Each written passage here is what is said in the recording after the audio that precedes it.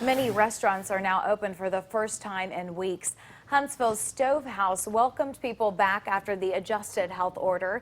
Stovehouse made major adjustments to the property to follow the CDC guidelines of coronavirus mitigation.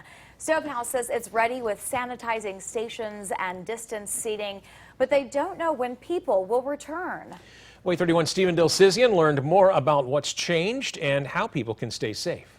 What we realized is we have 12 acres to spread out over, and it's beautiful weather, and we thought, why not use all that space to give everyone a larger comfort zone. Stephen Jackson is a director at Stovehouse and says seating is now spaced at least 8 feet apart, and there's still room for hundreds of people. Not only that, staff members will be in charge of sanitizing tables between use. Restaurants will have low-contact ordering options. But on day one of the opening, not many customers showed up. We are optimistic that folks are going to come here and be responsible for their actions, that folks are going to police themselves so we can keep this place open and keep Huntsville open. Jackson tells me there are 2 restaurants and a bar that have yet to open. The ones that have reopened are keeping their old hours, serving customers from 10 a.m. to 10 p.m. He says financially it's been a struggle for many, but they're ready to bounce back. Been able to stay open. They're obviously all adapting like everyone here is in Huntsville.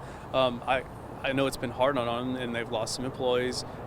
It's great that some of that can come back now. Jackson says there is a plan in place if there's another spike of coronavirus cases, and Stovehouse would have to close once again. We've created a methodology where it's based on triggers and it's based on mandates, state mandates and CDC guidelines, and so we could easily go back to curbside and no dining on campus if that's what we needed to do to account for that.